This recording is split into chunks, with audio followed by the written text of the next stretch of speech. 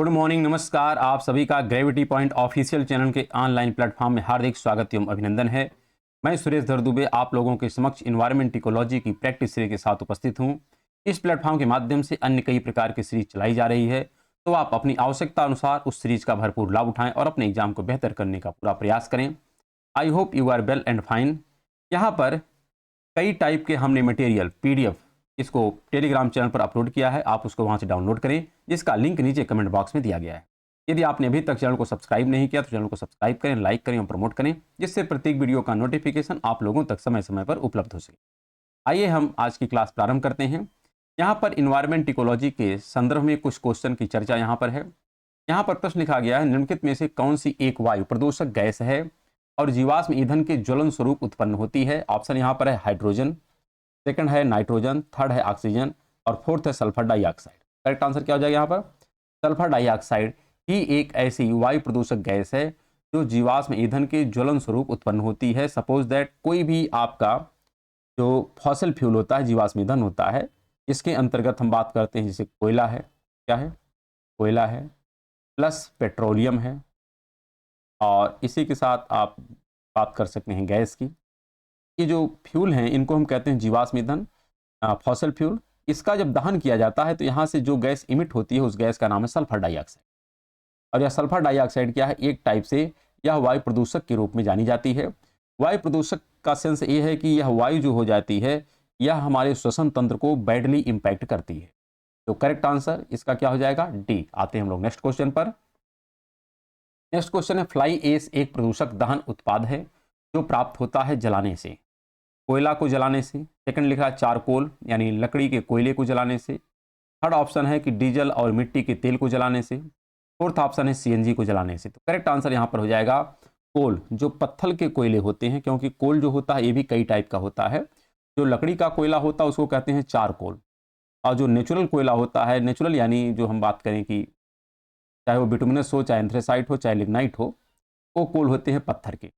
और इसको जलाने से क्या निकलती है? फ्लाई एश निकलती है। फ्लाई एश क्या है? एक टाइप का प्रदूषक है। क्या है? प्रदूषक है।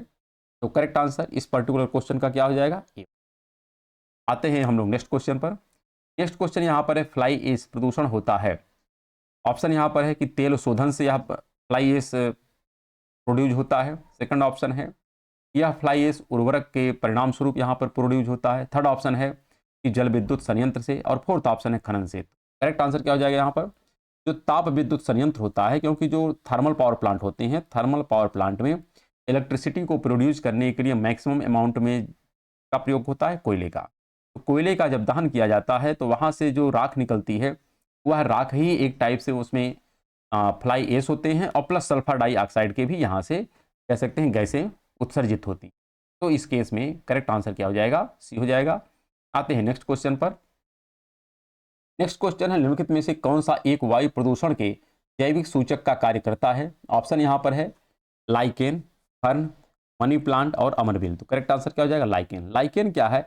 यह एक नेचुरल रिसोर्स है या नेचुरल इंडिकेशन है टू डिफाइन जैविक या कहते हैं वायु पोल्यूशन। करेक्ट आंसर यहाँ पे क्या हो जाएगा? ए। जहाँ पर भी पोल्यूशन थोड़ा सा भी क्रिएट होता है वहाँ पर लाइकेन स्वतः क्या होते हैं? विकसित होने लगते हैं। आते हैं नेक्स्ट क्वेश्चन पर। नेक्स्ट क्वेश्चन यहाँ पर है, निम्नलिखित में से कौन सा वायु प्रदूषण के जैविक सूचक का प्रसिद्ध उदाहरण है।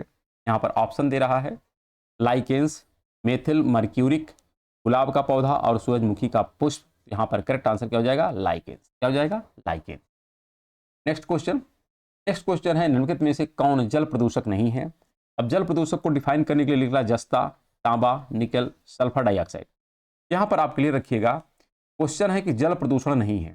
सल्फर डाइऑक्साइड जो है यह जल प्रदूषण के दायरे में नहीं आती है, बल्कि यह क्या है? यह एक टाइप से वायु प्रदूषण है। क्या है? वायु प्रदूषण के दायरे में आती है। तो यह इनकरेक्ट है, और इनकरेक्ट है तो ये क्या हो जाएगा? करेक्ट आंसर हो जाएगा इस क्वेश्चन का। आते हैं नेक्स्ट क्वेश्चन पर।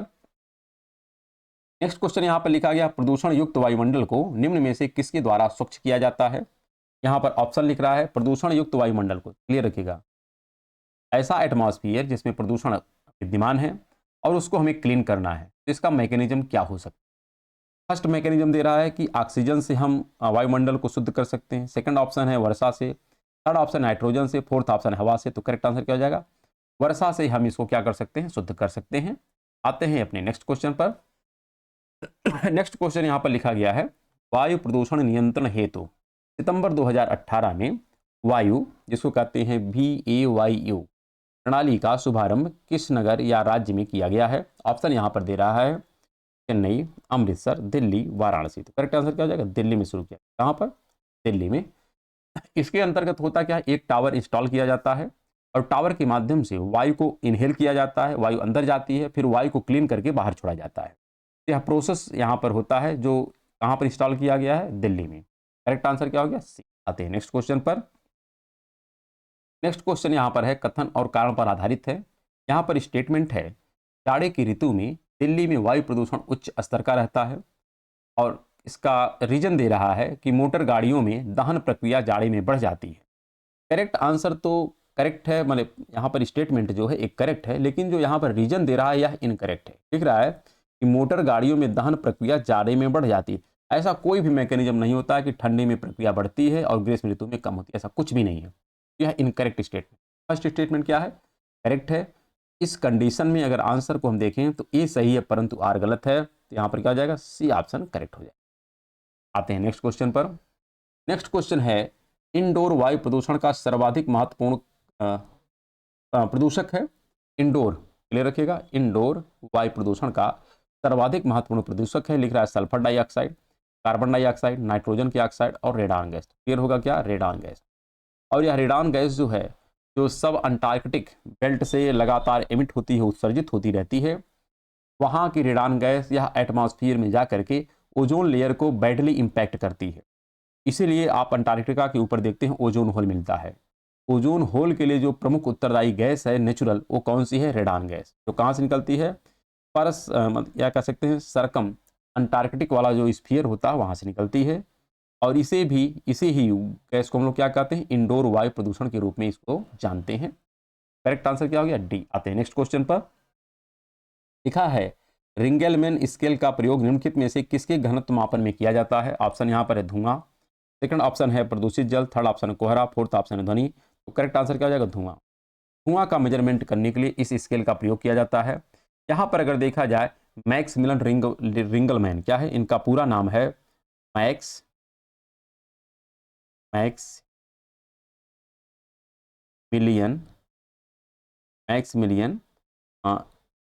रिंगलमैन, इनका पूरा नाम है। और ये कहाँ के हैं? ये है फ्रांसीसी। क्या है? फ्रांसीसी प्रोफेसर हैं और इन्होंने इस स्केल को डिजाइन किया था। और इसी स्केल के आधार पर जो मेजरमेंट किया जाता है किसका? धुआं का मेजरमेंट किया जाता है। और इस स्केल को बनाने वाले कौन है? एक फ्रांसीसी हैं जिनका नाम है मैक्समिलियन है। और करेक्ट आंसर इसका क्या हो जाएगा? ए हो जाएगा। आते हैं हम लोग नेक्स्ट क्वेश्चन पर। नेक्स्ट क्वेश्चन यहाँ पर लिखा गया है, ईंधन के रूप में कोयले का उपयोग करने वाले शक्ति संयंत्रों से प्राप्त फ्लाई ऐश के संदर्भ में निम्नलिखित कथनों में से कौन सा सही है? तो यहाँ पर करेक्ट स्टेटमेंट है, उसको फाइंड आउट करना है। फर्स्ट स्टेटमेंट है, फ्लाई ऐश का उपयोग भवन निर्माण के लिए ईंटों के उत्पादन में किया जाता है। क्या यह स्टेटमेंट करेक्ट है कि इनकरेक्ट है? यह स्टेटमेंट करेक्ट है, इसमें कोई डाउट नहीं है। सेकंड है, फ्लाई ऐश का उपयोग कंक्रीट के कुछ पोर्टलैंड सीमेंट अंश के स्थानापन्न के रूप में किया जाता है। तो क्या यह स्टेटमेंट करेक्ट है कि इनकरेक्ट? ये भी करेक्ट है। थर्ड लिखा है, फ्लाई ऐश केवल सिलिकॉन डाइऑक्साइड तथा कैल्शियम ऑक्साइड से बना है और इसमें कोई विषाक्त टॉक्सिक मटेरियल नहीं है। तो ये गलत है, इसमें भी टॉक्सिक मटेरियल होते हैं। यह सेंटेंस गलत हो गया। फर्स्ट और सेकंड स्टेटमेंट करेक्ट है, तो इस कंडीशन में आंसर जो हो जाएगा ये हो जाएगा ए। क्या हो जाएगा? ए। नेक्स्ट क्वेश्चन पर।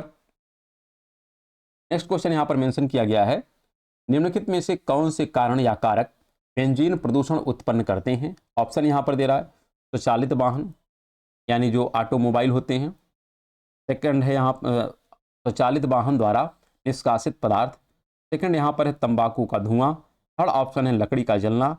और फोर्थ आप यहाँ पर दिया है स्टेटमेंट, रोगन किए गए लकड़ी के फर्नीचर का उपयोग। और फिफ्थ यहाँ पर है पॉलीयूरेथीन से निर्मित उत्पादों का उपयोग। यहाँ पर जो करेक्ट हो जाएगा इस केस में, यहाँ पर पहला वाला करेक्ट है, दूसरा वाला करेक्ट है, तीसरा वाला करेक्ट है, लेकिन चौथा यहाँ पर करेक्ट नहीं है और पांचवा भी करेक्ट नहीं। इस कंडीशन में आप देखें तो यहाँ पर इसको थोड़ा सा ए भी इनकरेक्ट, ए भी इनकरेक्ट है, क्योंकि यहाँ पर क्वेश्चन है बेंजीन प्रदूषण उत्पन्न करते हैं। तो चालित जो वाहन होते हैं यहाँ से जो निकलने वाला धुआं होता है, तंबाकू का धुआं होता है, लकड़ी का जलना, ये सब जो पोल्यूटेंट होते हैं यह एक टाइप से बेंजीन प्रदूषण का रीजन होते हैं। लेकिन रोगन किया गया लकड़ी और पॉलीयूरेथिन यह जो प्रोडक्ट है इससे बेंजीन प्रदूषण नहीं होता है। ऐसी कंडीशन में आंसर जो हो जाएगा 1, 2 एंड 3 आर करेक्ट। तो आते हैं हम लोग नेक्स्ट क्वेश्चन पर। नेक्स्ट क्वेश्चन यहाँ पर लिखा गया है, निम्नलिखित में से कौन एक वायु प्रदूषण की रोकथाम की एक यंत्रीय विधि नहीं है। वायु प्रदूषण को नियंत्रित करने के लिए कई टाइप के इंस्ट्रूमेंट इंस्टॉल किए जाते हैं एज इंडस्ट्री। यहाँ पर जैसे बैग फिल्टर का भी हम लोग इस्तेमाल करते हैं, जो चिमनियाँ होती हैं जिससे धुआं निकलता है। साइक्लोन कलेक्टर का भी हम लोग प्रयोग करते हैं चिमनी में। साइक्लोन सेपरेटर का भी यूज करते हैं किसी भी टाइप की जो इंडस्ट्री होती है वहाँ पर। लेकिन यहाँ पर साइक्लोन डिवाइडर टाइप का कोई डिवाइस नहीं होता है। तो साइक्लोन डिवाइडर कोई डिवाइस नहीं है जिसके माध्यम से हम वायु प्रदूषण को रोक सकें। तो इट इज इनकरेक्ट, और इनकरेक्ट है तो क्या हो जाएगा, करेक्ट आंसर हो जाएगा इस पर्टिकुलर क्वेश्चन। आते हैं नेक्स्ट क्वेश्चन पर। नेक्स्ट क्वेश्चन यहाँ पर आपको यह देखना है कि जो शहरों में वायु गुणवत्ता सूचकांक एयर क्वालिटी इंडेक्स का परिकलन करने में साधारणतया निम्नलिखित में से निम्नलिखित वायुमंडलीय गैसों में से किनको विचार में लिया जाता है। ऑप्शन दे रहा है carbon dioxide, carbon monoxide, nitrogen dioxide, sulphur dioxide और मीथेन। यहाँ पर क्लियर रखिएगा, इसमें जो प्रयोग होता है इस कंडीशन में यहाँ पर कार्बन डाइऑक्साइड नहीं लिया जाता, पहला क्लियर। फिर यहाँ पे कार्बन मोनोऑक्साइड, हाँ कार्बन मोनोऑक्साइड का यूज किया जाता है।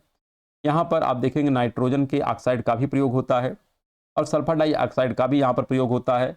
लेकिन यहाँ पर पुनः आपसे दे रहा है क्या, मीथेन, क्या दे रहा है, मीथेन। तो मीथेन का यहाँ पर इंट्रोडक्शन नहीं। जो हमारा एयर क्वालिटी इंडेक्स है जिसके 8 पैरामीटर है, कितने पैरामीटर, 8 पैरामीटर है। इसी में एक पैरामीटर है यानी PM10 है, फिर PM 2.5 है। यहाँ पर आपको मिलता है ओजोन है, अमोनिया है NH3, यहाँ पर लेड मिलता है क्या, Pb मिलता है, सल्फर के ऑक्साइड मिलते हैं, कार्बन मोनोऑक्साइड मिलता है। और इसके साथ साथ आप देखिए तो यहाँ पर कितने हो गए, आप काउंट कर सकते हैं, 1, 2, 3, 4, 5, 7, एक यहाँ पर और बच गया है, उसका नाम है नाइट्रोजन की ऑक्साइड। क्या हो जाएगा, नाइट्रोजन की ऑक्साइड।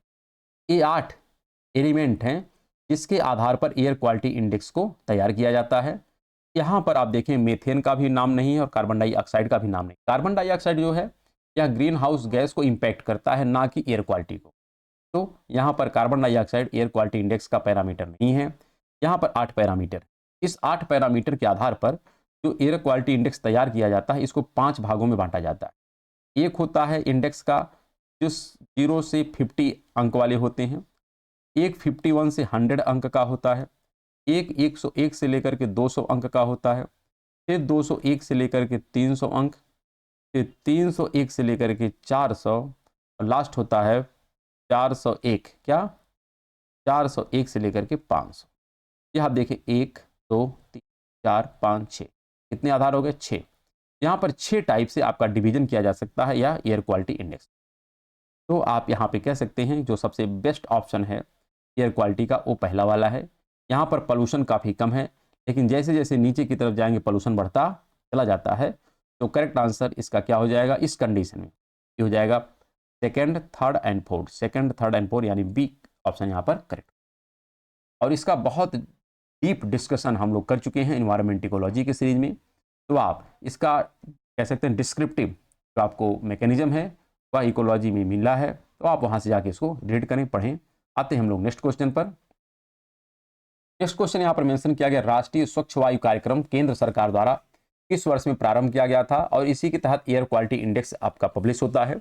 यहाँ पर ऑप्शन दे रहा है कि 2018 में, 2017, 2020, 2019। यहाँ पर करेक्ट आंसर हो जाएगा 2019 में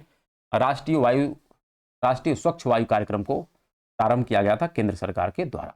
आते हैं नेक्स्ट क्वेश्चन पर। नेक्स्ट क्वेश्चन यहाँ पर है, निम्नलिखित कथनों पर विचार कीजिए। अल्पजीवी जलवायु प्रदूषकों को न्यूनीकृत करने हेतु जलवायु एवं स्वच्छ वायु गठबंधन G20 समूह के देशों की एक अनोखी पहल है। तो यह क्लियर रखिएगा, यह स्टेटमेंट इनकरेक्ट है। क्यों कि जो यह कह सकते हैं मैकेनिज्म है जिसका उद्देश्य है अल्पजीवी जलवायु प्रदूषकों को न्यूनीकृत करने हेतु जलवायु एवं स्वच्छ वायु गठबंधन, यह G20 देशों का समूह नहीं है, बल्कि यहाँ पर विभिन्न देशों के नागरिक समाजों व निजी क्षेत्रों की जो निजी क्षेत्रों का एक वैश्विक प्रयास है। यहाँ पर G20 कहना यह कह सकते हैं प्रासंगिक नहीं है, बल्कि क्या है, यहाँ पर विभिन्न देशों का किसका किसका कंट्रीब्यूशन होता है, तो विभिन्न देशों का, प्लस यहाँ पे कह सकते हैं हम नागरिक समाज का, किसका है, नागरिक समाज का है, और इसके साथ साथ आपको मिलता है निजी क्षेत्र का, किसका, निजी क्षेत्र का या क्षेत्रों का यहाँ पर एक वैश्विक क्या है, प्रयास है।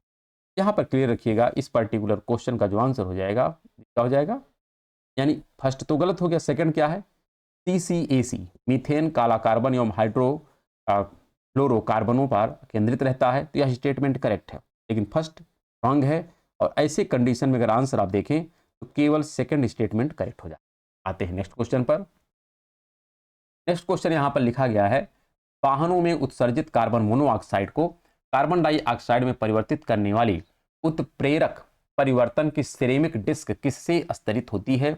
ऑप्शन यहाँ पर दे रहा है कि चांदी से, सेकंड है स्वर्ण से, थर्ड है तांबा से, और फोर्थ यहाँ पर है पैलेडियम से। किससे है, पैलेडियम से है। यहाँ पर करेक्ट आंसर हो जाएगा क्या, पैलेडियम से। किससे है, पैलेडियम से।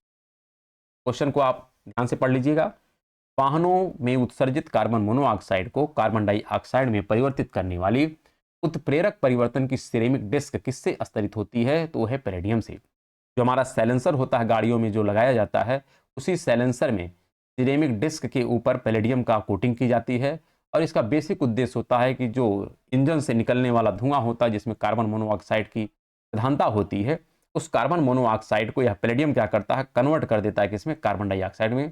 कार्बन डाइऑक्साइड जो है कार्बन मोनोऑक्साइड की तुलना में कम खतरनाक है, तो यहाँ पर आंसर हो जाएगा डी। आते हैं नेक्स्ट क्वेश्चन पर। नेक्स्ट क्वेश्चन यहाँ पर है, अम्ल वर्षा निम्नांकित द्वारा वायु प्रदूषण के कारण होती है। ऑप्शन यहाँ पर दे रहा है carbon dioxide, carbon monoxide, methane, nitrous oxide एवं सल्फर डाइऑक्साइड। तो करेक्ट आंसर क्या हो जाएगा, डी। नाइट्रस ऑक्साइड एवं सल्फर डाइऑक्साइड ही अम्लीय वर्षा के लिए उत्तरदायी होता है, क्योंकि नाइट्रस ऑक्साइड जब जल के साथ क्रिया करता है, किसके साथ, जल के साथ, क्योंकि जल में ही ये मिलता है, यहाँ पर बनता है HNO3, जो कहते हैं नाइट्रिक एसिड। सेम टाइप से सल्फर का ऑक्साइड जब जल के साथ क्रिया करता है, यहाँ पर बनता है H2SO4 सल्फ्यूरिक एसिड।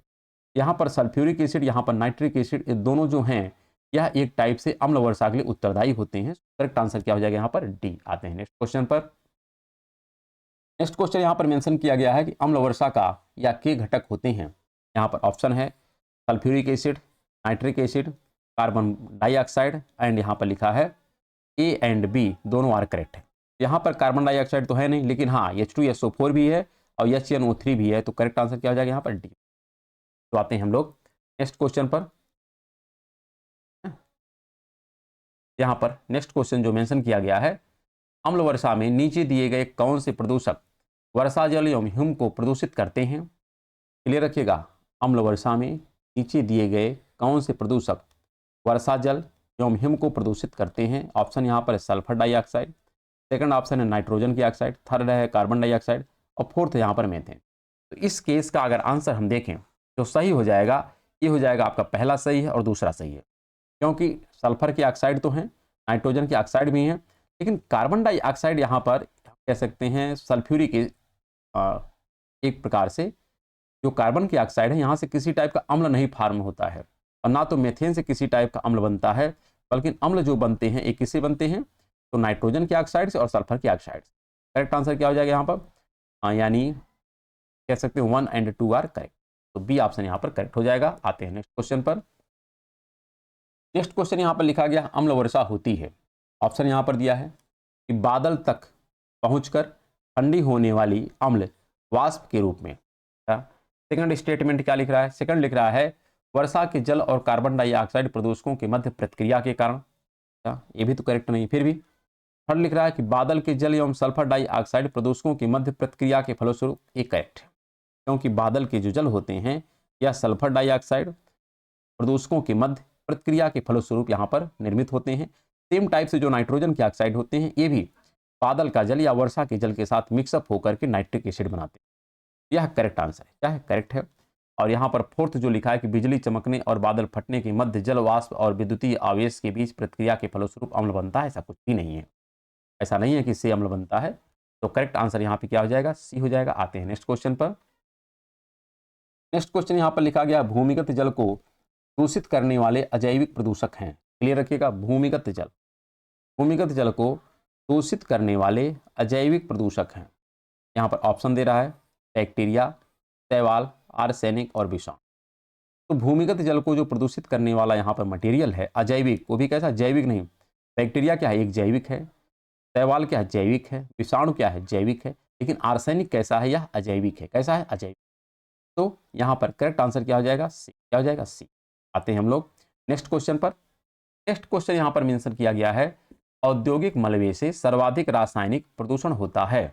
औद्योगिक मलबे से सर्वाधिक रासायनिक प्रदूषण होता है। और ऑप्शन यहाँ पर दे रहा है कि यह जो इंडस्ट्री है, यह चमड़ा इंडस्ट्री है, लेदर इंडस्ट्री है। सेकंड ऑप्शन है कि कागज उद्योग है। थर्ड ऑप्शन है कि रेयान उद्योग है। और फोर्थ ऑप्शन दिया है कि यह वस्त्र उद्योग है। तो करेक्ट आंसर यहाँ पर क्या हो जाएगा, चमड़ा उद्योग से मैक्सिमम अमाउंट में जो रासायनिक पॉल्यूटेंट होते हैं यह एमिट होते हैं।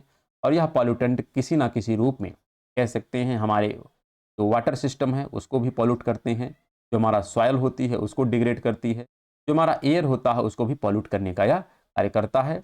और ऐसी कंडीशन में करेक्ट आंसर क्या हो जाएगा, ए। क्या हो जाएगा, ए हो जाएगा। आते हैं नेक्स्ट क्वेश्चन पर। नेक्स्ट क्वेश्चन यहाँ पर लिखा गया, निम्नलिखित में से कौन एक वायु प्रदूषण से संबंधित नहीं है? यहाँ पर आपको फर्स्ट ऑप्शन दे रहा है स्माग। क्या स्माग एयर पोल्यूशन का पार्ट है या नहीं है? तो है, नो डाउट। अम्ल वर्षा, क्या अम्ल वर्षा एयर पोल्यूशन का पार्ट है या नहीं है? तो ये भी है, क्योंकि एयर पोल्यूशन ही जो सल्फर डाइऑक्साइड और नाइट्रोजन के ऑक्साइड हैं यही अम्ल वर्षा का रूप लेते हैं। यहाँ पर लिख रहा है यूट्रोफिकेशन।